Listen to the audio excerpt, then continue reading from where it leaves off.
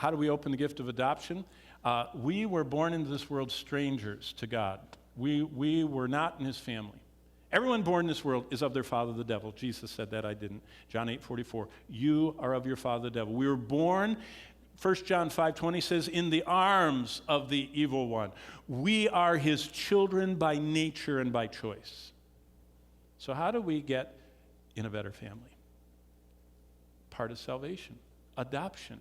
We need to be adopted into his family. Regeneration has to do with us coming alive. Adoption has to do with us getting to know God and being close with him. And what does that look like? Well, John 1:12. It says, but to as many as receive him, get saved, to them they have the right to become children of God.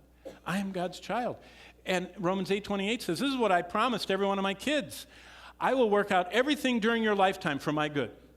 And so if something doesn't look good to you, then look to me and I'll show you what's good about it. Instead of you worrying about your life, I'm going to work everything in your life out for my good. And anything you don't understand, I'll explain it to you.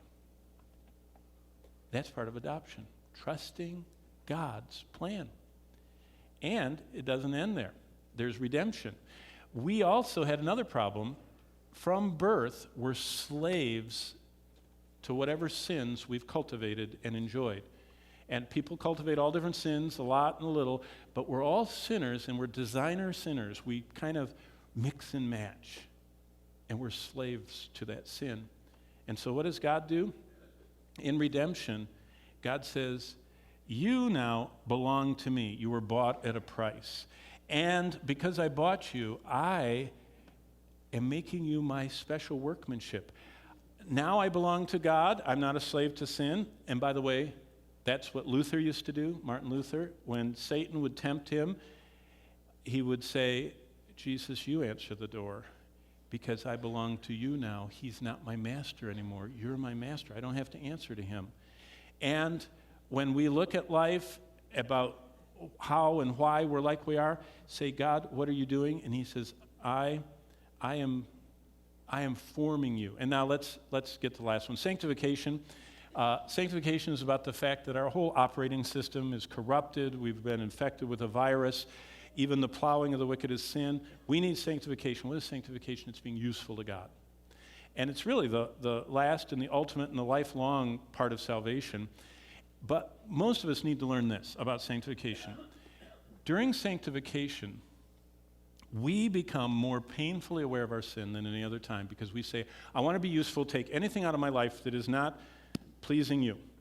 And all of a sudden we go, oh, it's like going into a black light museum and you see all the fuzz all over you. You go, oh, I didn't even know all that was there. Wow.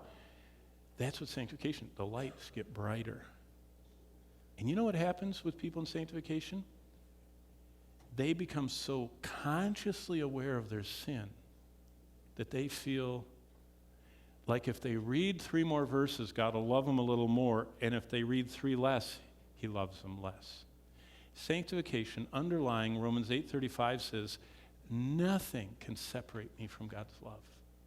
I can't do anything to make him love me a little bit more, and I can't not do something that makes him love me a little bit less.